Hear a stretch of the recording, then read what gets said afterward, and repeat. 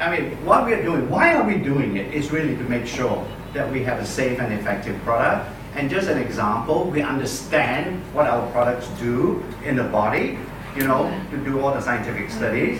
And this is one of the examples of the TR90 system that is for weight management. Và thật ra cái nghiên cứu về khoa học hồi nãy giúp bạn hiểu được rằng là hiểu được cái cơ chế hoạt động trong cơ thể của chúng ta, về nguồn gốc cũng như cái cách bảo vệ và vận hành nó. Và từ cái khoa học nghiên cứu đó chúng ta ra đời sản phẩm nó mang tên là TR90. Weight management or weight loss is very, very easy. Everybody can do it. Bạn sẽ thấy rằng bạn phải làm là giờ là ăn ít lại thôi. All you have to do is have one less bowl of phở. Và điều bạn chỉ cần làm, bạn giảm cân bằng cách bạn ăn ít một tô phở mỗi ngày. Right? Đúng không ạ? You all know that. Các bạn đều biết công thức. I know that. You know that. But it's human nature. It's very difficult to control. Và bạn biết, tôi biết, và tất cả con người đều biết. Nhưng mà cái điều khó khăn là làm sao bạn kiểm soát được cái việc giảm ăn uống đó. Yeah. So, and that's why sometimes we do need some help. And that's where hopefully our TR90 system is these 4 products help you to manage your weight. What we want to do is not to help you just lose weight. What we really want to do with this product system is to help you to lose weight and keep the weight there. Và cái sự khác biệt và đó lý do khi bạn có cần sự hỗ trợ từ bên ngoài, và đó là sự ra đời của sản phẩm T90 với 4 thành phần sẽ giúp bạn không phải chỉ giúp bạn giảm cân, mà sau khi bạn giảm cân, bạn lấy được vóc dáng của bạn, bạn phải duy trì được nó lâu dài. Every weight system product, whether it's advertised in newspaper, I've seen it everywhere in every market, they all work. The problem is, as soon as you stop, the weight comes back. Và bạn thấy rằng trên rất nhiều báo chí, truyền thông, vân, bạn thấy rất nhiều quảng cáo về sản phẩm giảm cân và tất cả sản phẩm đó đều có hiệu quả. Nhưng điều có vấn đề đây là sau khi bạn ngưng sản phẩm lại thì bạn sẽ có hiện tượng quay trở lại trạng thái cũ. Yeah, and the reason we sort of know when TR90 is slightly better than other systems is because we control some of the genes relating to weight, to fat, deposition. Và sự khác biệt của sản phẩm T90 là chúng ta dựa trên khoa học biểu hiện gen, xác định được những cái gen mà liên quan đến việc kiểm soát hình thành tế bào mỡ trong cơ thể, tích trữ mỡ trong cơ thể của các bạn. It's sort of interesting, right? Again, I'll go into non-scientific. When you were a 20-year-old, you can probably eat anything you want and not put on weight. Bạn thấy một điều rất tuyệt vời, không nói về mặt khoa học, là khi bạn 20 tuổi, bạn có ăn bất cứ thứ gì mà bạn không bị tăng cân. The reason is because at that age, your metabolic rate or your metabolism is far more efficient, and you can burn the calories very much quicker. Và một điều giải thích rất đơn giản là bởi vì lúc bạn còn trẻ thì cái cơ chế chuyển hóa năng lượng của bạn hoạt động ở cường độ cao và nó có thể chuyển hóa năng lượng rất nhanh và hiệu quả. But now, if you go 20 years later and you're older, you eat the same amount, I can guarantee you, you will put on weight. Nhưng mà 20 năm sau, khi bạn cũng ăn cùng lượng thức ăn, cùng với thành phần thức ăn đó, thì chắc chắn bạn sẽ tăng cân. And the reason is because the genes relating to what they were happening at 20 years old, they don't work so well when you are 20 years older. Và điều đó được giải thích là bởi vì biểu hiện gen, những gen liên quan mà hoạt động rất hiệu quả cách đây 20 năm, khi bạn lớn tuổi, hệ gen này không hoạt động tốt như ngày xưa nữa. So here's a study with TR90. When we fed people without using TR90, those are fat cells on the top right. Those fat cells are much bigger. Và đây là những nghiên cứu về khoa học gen của chúng ta để bạn thấy rằng hình ảnh trên cùng bên tay phải của bạn là tế bào mỡ, kích thước của nó không hề bị ảnh hưởng gì cả, nó vẫn to như bình thường. The reason why they're bigger is because they contain a lot of fat inside the cell. Và lý do tại sao cái tế bào nó phải to như vậy vì cái lượng mỡ bên trong sẽ tích trữ và lớn dần lên. Okay, and they have sort of the gene expression fingerprint in the one in the middle. Và cái tế bào mỡ ở phía hình trên cùng bên tay phải sẽ tương xứng với lại cái cột biểu hiện gen ở giữa mà các bạn thấy. Just to show you why they're bigger and why the gene expression is not good is because the left panel is from a person that's thin. Và điều đó giải thích cho bạn hiểu tại sao cái tế bào mỡ của những người lớn tuổi lại to và nó rất là nhiều mỡ. Nó khác với cái biểu hiện gen ở cột ngoài cùng bên tay trái của những người còn trẻ tuổi. So we take this fat person and give him TR90 for 3 months. Và chúng ta lấy những người bị thừa mỡ đó cho họ sử dụng T90 sau 3 tháng. Then we measure him again and we see his gene expression all the way to the right looks very much like a thin person now. Và bạn thấy một điều là sau 3 tháng người đó sử dụng, chúng ta theo dõi biểu hiện gen của họ và thấy rằng cái tế bào mỡ của họ sẽ nhỏ như hình ở bên dưới bên tay phải và biểu hiện gen của họ là cột thứ 3 nó rất đồng nhất với lại cái hình biểu hiện gen của cột ngoài cùng bên tay trái khi họ còn trẻ. And it's fat tissue. Now the fat cells are much smaller. Và chúng ta nhận thấy rằng tế bào mỡ trong người họ ngày nay nhỏ hơn rất nhiều. Okay, so that's why we know that TR90 works. And Và đó lý do tại sao chúng ta hiểu rằng TR90 hiệu quả. Và bên cạnh đó, we know you love, all Asians love eating. We know that. và chúng tôi được biết rằng người châu Á của chúng ta rất thích ăn uống. I don't care whether you're Vietnamese, Thai, Malaysian, Singaporean, Filipinos, we all love eating. Và cho dù bạn là chủng tộc nào, người Việt Nam, người Thái, người Mã Lai, người Philippines, tất cả chúng ta đều yêu văn hóa ẩm thực. The challenge with the Asian diet is the fact that it's very carbohydrate heavy. Và cái vấn đề ở cái thói quen của người ăn uống ở Á Đông chúng ta là trong chế độ ăn còn rất nhiều tinh bột. Carbohydrates, in general, your noodles, the rice, all that, they're carbohydrate, right? So the problem is with that, it becomes fat much easier than eating protein. Carbohydrate là những cái như là gạo, mì, vân vân. Đúng không? Khi bạn ăn tiêu thụ một lượng lớn, nó sẽ chuyển sang mỡ rất dễ dàng. And we know the love of eating is not the stomach, it's your brain that controls that. Và bạn sẽ khám phá ra một điều đó là việc bạn muốn ăn không phải là do dạ dày bạn muốn, mà do não bộ của bạn kích thích dạ dày bạn muốn ăn. It's a craving, right? Đó là cái cảm giác thèm ăn. So within the TR90 system, there's one product there I think is control. That one helps the brain to not think about food so much.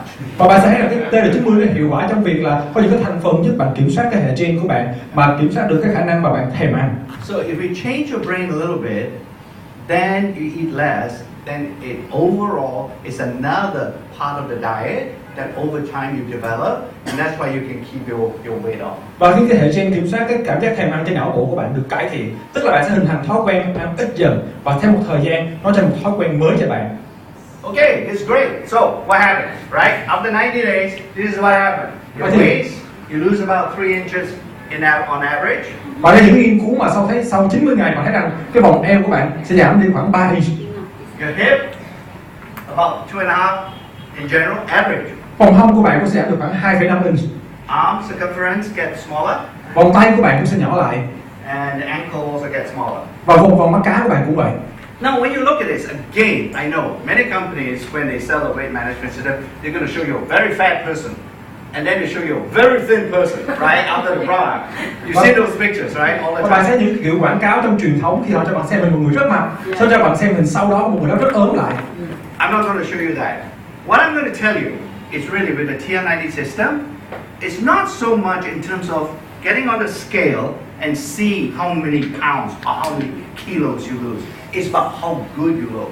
Và tôi muốn các bạn hiểu một điều rằng là TR90 không phải là giúp bạn đứng lên cái cân và xem bạn giảm được bao nhiêu ký, mà TR90 là một cái giải pháp tiếp cận trọn vẹn để bạn nhìn thấy rằng cơ thể bạn tuyệt vời hơn như thế nào sau đó. Because even for women, right, how good you look is very much related to your muscle. Bởi bạn hiểu được rằng ở phụ nữ của chúng ta, cái vóc dáng của bạn xinh đẹp như thế nào nó liên quan rất nhiều tới cái tỷ lệ về cơ bắp trong cơ thể của bạn. In weight management, you lose muscle, you lose shape. Và trong việc giảm cân, nếu bạn mất đi cơ bắp thì bạn sẽ mất đi vóc dáng. And that's perhaps the biggest difference between TR90 than any other system out there is that it doesn't make you lose your muscle, so you look good better. Và cái đó là sự khác biệt lớn nhất và rõ ràng nhất ở trong TR90 so với những chương trình khác trên bên ngoài thị trường, vì nó giúp bạn duy trì được cơ bắp và giữ được vóc dáng bạn vẫn đẹp sau đó. So here's another product from AgeLOC, right? Again, I'll go back to referencing our professor's presentation. He talks about detoxification. Và đây là một cái sản phẩm thành tựu thứ hai của công nghệ AgeLOC mà tôi liên kết lại với phần chia sẻ của vị giáo sư khi nói về quy trình thanh lọc. When you talk about detoxification, immediately your brain goes to your liver because that's your major detoxifying organ. Và khi bạn nói về thanh lọc thì lập tức não bộ của bạn sẽ liên tưởng đến lá gan, vì đó là nơi mà cái quy trình thanh lọc diễn ra mạnh mẽ nhất. But for us, it's actually more than that. It's actually about purifying every cell in the body, including the liver cell. Nhưng mà cái điều tuyệt vời của chúng ta là chúng ta không phải chỉ tập trung ở cái việc thanh lọc ở lá gan, mà tập trung thanh lọc ở mọi tế bào trong cơ thể của chúng ta. And he also bring out a little thing that's called the mitochondria, right? Và hồi nãy ông cũng nói về một cái phần nhỏ khi nói về mitochondria phấn ạ, thì là những cái ti thể. And he shows you how the ATP is being generated. Và ông nói về cái ATP làm sao nó được hình thành lên, phải không ạ? So that's the energy. If the cell doesn't have that kind of energy, it doesn't work. Và đó là những cách thức hình thành được năng lượng. Và nếu không có nguồn năng lượng đó thì tế bào bạn không hoạt động tối ưu được. But he also shows you, during that generation of that energy, it's not 100% efficient. It's only about 90%, 95%. It also makes free radicals. Và ông cũng cho các bạn hiểu một điều rằng là cái quy trình hình thành năng lượng đó không phải lúc nào cũng là hoàn hảo, chỉ được khoảng 90-95%, và thường trong quy trình đó sẽ sản sinh ra nhiều gốc tự do, phải không ạ? So if those free radicals are not removed, actually it feeds back. We call it in scientific terms. It feeds back and make the mitochondria less efficient engine. Và trong cái nghiên cứu khoa học, các bạn cũng sẽ hiểu được rằng là khi những gốc tự do này không được đào thải khỏi cơ thể, không được trung hòa, thì nó sẽ tấn công ngược lại và khiến cho cái quy trình hình thành năng lượng của ti thể bị giảm hiệu quả đi, phải không ạ? I'll use your motorbike here as an example. Why do you think all your motorbikes have an exhaust system? Và các bạn sẽ hiểu là lấy ví dụ về cái hệ thống xe máy của chúng ta, tại sao các bạn lại có cái hệ thống lọc không? Because Ống xả. yeah, because all your petrol, you call it gas, or in America we call it gas, but in England you call it petrol. The fuel that you put inside the motorbike, if your motorbike is perfect, it should convert 100%. You don't need the exhaust system. Lấy ví dụ, khi mà bạn bơm xăng vào xe của mình và sau khi bạn hoạt động, thì đúng ra là nếu cơ chế hoạt động tốt, bạn không cần ống xả, nó phải được tái sử dụng toàn bộ năng lượng đó. Nhưng tại sao bạn cần ống xả? But it's not. There's no 100% perfect engine. Thì bạn hiểu rằng là cái cơ chế của bộ máy trên xe ô tô là không phải là hoàn hảo, không phải 100%. And that's why you need the exhaust to get rid of those free radicals, right? Đó lý do bạn cần cái ống xả để xả ra những cái chất thải bên trong xe, phải không ạ? And that's why you have to change your oil every 3,000 miles or 5,000 km or whatever, right? Và đó lý do bạn phải thay cái hệ thống thay nhớ của mình mỗi 3.000 cây số vân vân, phải không ạ? So it's the same thing with this product. You think of it as the thing. It does two things. It makes the mitochondria more efficient because it detoxifies or it takes away not just free radicals but other things as well. So when it takes away that, it makes more energy. When it makes more energy, it can detoxify better. It's 1-2. Và nếu bạn hiểu được là cái vòng luẩn quẩn này, khi mà tại sao một cái tế bào của bạn được hoạt động tối ưu, đúng không ạ? Thì toàn bộ những cái chất thải cũng như là gốc tự do sẽ được đào thải ra khỏi cơ thể của bạn, và chính cái việc đào thải đó sẽ giúp cho tế bào của bạn hấp thụ năng lượng tốt hơn, và năng lượng tốt hơn là giúp bạn đào thải tốt hơn, và quy trình nó cứ lặp đi lặp lại như vậy. So when you do that, your cells feel young, and when they all feel young, your body feels young, and when the body feels young, you feel young. Và khi một cái tế bào của bạn được cảm giác là trẻ trung, khỏe mạnh, thì cái hệ nội tạng của bạn sẽ khỏe mạnh và cơ thể của bạn sẽ khỏe mạnh. So here's another, the latest widespan product we have from AgeLOC technology, and this one we designed it rather than focusing on one aspect of aging, like R squared, which is purifying and detoxifying, and ATP generation. This one is more about the whole body, about the other systems. Remember the orchestra? R squared takes care of, maybe I'll say, the violin section. Y-span takes care of the whole orchestra now. Đây là một sản phẩm hiện đại và mới nhất của NuSkin là AgeLOC Y-span. Và chỉ một điều là khác biệt với lại Bình Phương chỉ tập trung vào khía cạnh về năng lượng và thanh lọc, thì Y-span tập trung một cái diện rất là rộng trên khắp cơ thể của bạn. Lấy ví dụ như hình ảnh trong cái đoạn bài hòa nhạc hồi nãy, đúng không ạ? Có lẽ Bình Phương tập trung vào chơi violin, nhưng mà Y-span sẽ kiểm soát cả một cái dàn nhạc của các bạn 100 người. I don't want to spend too much time on this. Maybe tonight I'll do something more. But here, for you, the Y-span is our latest AgeLOC product, and there's just too much science to go into. Và tôi sẽ không nói nhiều về Y-span ngày hôm nay, giúp các bạn hiểu đây là sản phẩm hiện đại nhất, và tối nay tôi sẽ chia sẻ nhiều hơn cho các bạn. Okay, we still want to make all of you look really pretty, right? Và chúng tôi thật sự vẫn muốn giúp các bạn không chỉ khỏe mạnh mà thật sự có nhìn trẻ trung từ bên ngoài. So this second product is AgeLOC Me. So you use your smartphone, and we know 100% of you have a smartphone, so we can ask you some questions. With those answers, with this AgeLOC Me, we give you those 5 cartridges. Và đây là thiết bị hiện đại nhất và thiết bị sản xuất mỹ phẩm cho bạn. Khi mà bạn dùng cái điện thoại di động của bạn, mà tôi đảm bảo rằng 100% chúng ta đều có. Và trên thiết bị thông minh đó, bạn đánh giá lên cái mỹ phẩm của bạn, và chúng ta sẽ có 5 cái khay mỹ phẩm được sản xuất cho riêng bạn. So when you take the 5 cartridges, you put it inside. Và khi bạn có 5 cái khay mỹ phẩm đó và bạn được đặt vào trong thiết bị này, And then when you close the lid, và khi bạn đóng cái nắp nó lại, you put your hand underneath. và bạn đặt tay của bạn bên dưới nó. Bạn đặt tay của bạn bên dưới nó.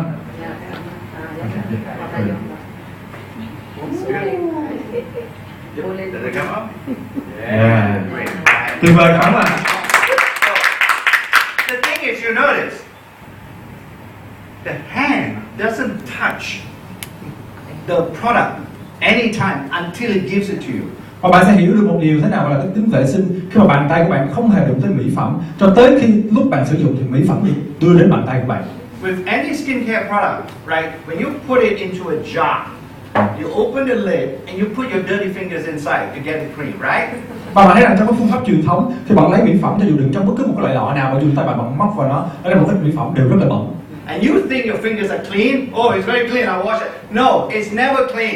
Và bạn nghĩ rằng tay của bạn đã sạch và rửa tay rồi, nhưng mà nó không bao giờ sạch cả. It's very difficult. It never. It always have some bacteria. And when you put it in 2 or 3 times, that jar becomes contaminated. Và tay bạn sẽ luôn luôn có vi khuẩn và chỉ sau vài 3 lần bạn chạm vào mỹ phẩm của bạn thì nó sẽ bị nhiễm bẩn hoàn toàn. So this machine keeps all your skincare products fresh and hygienic. Gọi là thiết bị mà giữ toàn bộ mỹ phẩm của bạn luôn luôn mới và luôn luôn là vệ sinh nhất. We have many cartridges, over 30 cartridges you can choose from. Và chúng ta có nhiều loại cái khay mỹ phẩm cho nhiều loại da khác nhau. I know a 20-year-old will not want something that a 50-year-old person want. They can choose. Vì tôi biết rằng những người phụ nữ 20 tuổi sẽ không muốn dùng mỹ phẩm của những người phụ nữ 50 tuổi. Họ có thể lựa chọn. I know in general Asians don't have as many wrinkles and lines as Caucasian women. Và chúng tôi cũng biết rằng ở người Đông Á Đông của chúng ta không có nhiều những nếp nhăn ở vùng mắt hay là vùng trán giống như những người ở châu Âu. So if you want a more even complexion, you can choose the type of cartridges that you want, whereas a Caucasian woman would choose different cartridges. Và điều đó có nghĩa là bạn sẽ chọn loại mỹ phẩm mà giúp bạn phục hồi làn da của riêng bạn, khác với loại mỹ phẩm mà người châu Âu sẽ chọn cho họ. So this is all about customization. You can finally, with this machine, you yourself, you can choose what you want. Và đó là một trong những cái khám phá bạn sẽ được thiết kế mỹ phẩm cho riêng bạn theo cách mà bạn muốn. So, and all these ingredients are fresh, and this machine is special because it gives you that special droplet. When you came out, you cannot see it, but under the microscope, okay, you can see it forms this what we call a micro layer droplet. Ok, điều mà bạn sẽ tuyệt vời là trong cái 5 cái khay mỹ phẩm sẽ có 3 cái ngăn để sản xuất những loại siêu serum cho bạn, và bạn không thấy được bằng mắt thường, chỉ dưới kính hiển vi bạn mới thấy được là cái sự hoàn thiện của nó, được gọi là cái công nghệ về sóng đa tầng ở bên dưới. And with this new technology, what happens is that all those active ingredients can go into your skin 3 times better than you mixing it with your hands. Và với công nghệ phối hợp như vậy, khi mà mỹ phẩm được sản xuất ra sẽ tăng cái lượng thẩm thấu lên gấp 3 lần so với việc là bạn bôi bằng tay từng lớp một. So what, right? It goes to skin. Alright, great. What does it do anything? Our clinical studies show everything over 12 weeks with this special skincare cream. The clinical study shows the lines and wrinkles are better, skin spots are lighter, and they're not so evident, and your face looks brighter. Và đây những kết quả nghiên cứu sau nhiều tuần sử dụng 12 tuần, bạn thấy rằng là những nghiên cứu lâm sàng đã thấy được rằng là cái tỷ lệ về nếp nhăn của bạn cũng như là cái đường hằn của bạn sẽ giảm hẳn, và cái sắc tố da cũng sẽ mờ đi, và cái độ sáng bóng trên da của bạn cũng sẽ tăng lên đáng kể. So it works. So overall, over the last, we came up with AgeLOC, maybe when was it? 2009, yeah, the first time that we came up with this new technology and how we look and develop our products. So you can see both on the skincare side and on the supplement side, we have launched many products using this new technology, and I think we have proven that they work. That's the important thing. In NuSkin, perhaps our science, the reason why we do all this product innovation, it's coming down to this particular phrase. We don't say what we say. Okay? We are hoping that with AgeLOC technology and everything that we do what we say. That's the difference. Và nếu bạn lưu ý trong cái tiến trình phát triển của khoa học AgeLOC bắt đầu từ năm 2009 khi mà sản phẩm đầu tiên được ra đời, và chúng ta thấy được rằng là sản phẩm của NuSkin về công nghệ AgeLOC không chỉ tập trung về giúp bạn trẻ hóa từ bên ngoài về mỹ phẩm hoặc là những sản phẩm bổ sung bên trong giúp bạn duy trì trạng thái trẻ trung, mà chúng ta thấy được rằng là chúng ta sẽ tiếp tục ra đời những sản phẩm mới hơn nữa trong tương lai. Và điều đó chứng minh một điều rằng là NuSkin không chỉ nói điều mà NuSkin nói, mà NuSkin sẽ hy vọng sẽ thông qua công nghệ AgeLOC sẽ thực hành những gì mà mình đã nói. And then this is not the end, it's just the beginning, because you may notice that there's a photograph of another new product that perhaps in about 12 months we are going to launch it globally. Và đó không phải chỉ là, và công nghệ AgeLOC đến đây không phải chỉ là điểm kết thúc mà chỉ là một điểm khởi đầu. Và bạn sẽ thấy rằng là còn những cái ô trống mà chúng ta sẽ thấy rằng trong vòng 12 tháng tiếp theo một sản phẩm tuyệt vời nữa sẽ được tung ra trên toàn cầu. So, I mean, I'm hoping with the professors, their incredible wisdom and what they're doing on the scientific evaluation of functional foods, health supplements here, and producing that great book listing all the products available in Vietnam, right?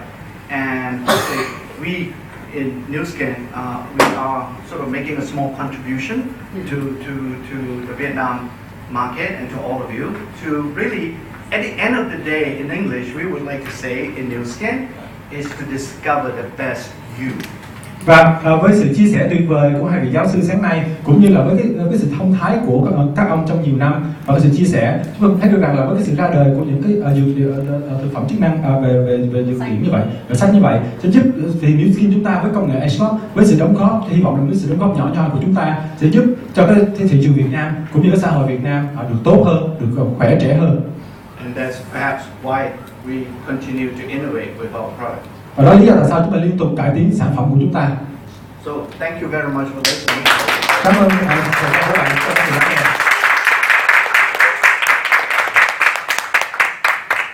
Thank you, Dr. Yusuf Chen, for your very wonderful sharing.